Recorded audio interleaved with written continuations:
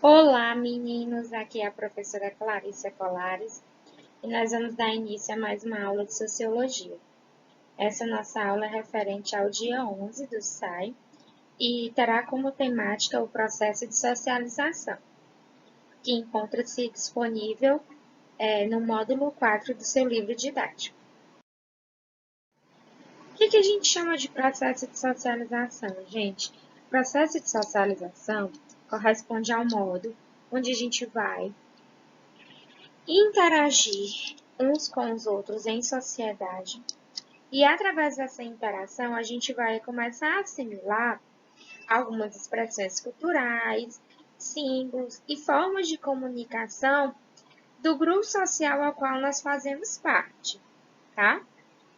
O processo de socialização, portanto, ele vai variar de sociedade para sociedade. Por quê? Porque cada grupo social vai ter os seus valores, as suas culturas, os seus símbolos, né? Então, as regras e os valores que vão ser assimilados no processo de socialização é variável. Por exemplo, aqui no Brasil, eu não preciso estar usando um véu, né, para sair no meio da rua. Eu não preciso usar esse véu porque isso não faz parte da minha cultura.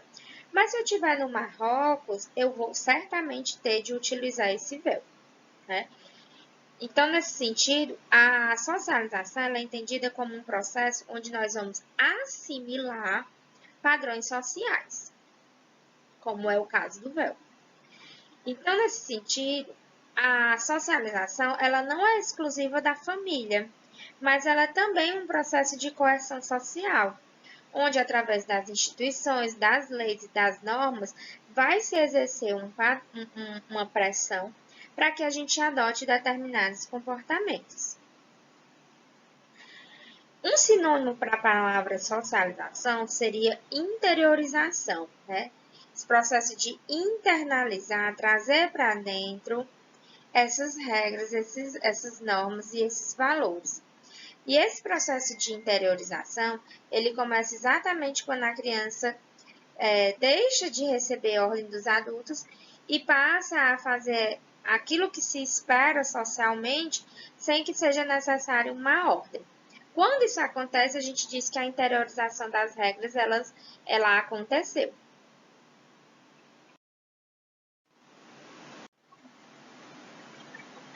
Dentro desse processo de socialização, algumas relações sociais, elas vão ocorrer, né? E basicamente a gente pode elencar alguns tipos de relações possíveis nos processos sociais. Dentre esses tipos, a gente pode destacar a cooperação, que vai ocorrer quando as pessoas vão se unir em prol de um bem comum, de um objetivo comum. Como, por exemplo, está acontecendo agora, muitas pessoas estão organizando campanhas para arrecadar alimentos, para destinar as pessoas de vulnerabilidade social nessa época de Covid-19. Os processos sociais, eles também podem ser por competição, que vai acontecer exatamente o oposto. Na competição, o objetivo é se ganhar prestígio, é se ganhar um status social, e aí vai haver uma competição entre os indivíduos. Esse processo social, ele também pode ser do tipo de assimilação, como, por exemplo, acontece com os imigrantes, que chegam em uma cultura nova, e aí eles precisam assimilar essa cultura. Então, seria um processo de ajuste desses indivíduos. E pode haver também uma interação, que é quando ocorre entre as pessoas de uma determinada sociedade.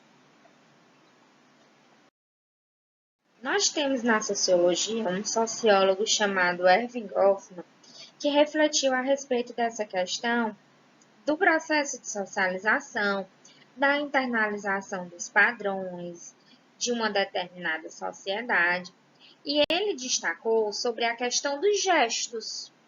A gente, no nosso dia a dia, a gente faz inúmeros gestos, como por exemplo esse aqui, né? E aí esse gestozinho aqui, ele pode assumir diferentes significados. Então, o significado de um simples gesto pode ter traduções diferentes em cada cultura que a gente for analisar, né?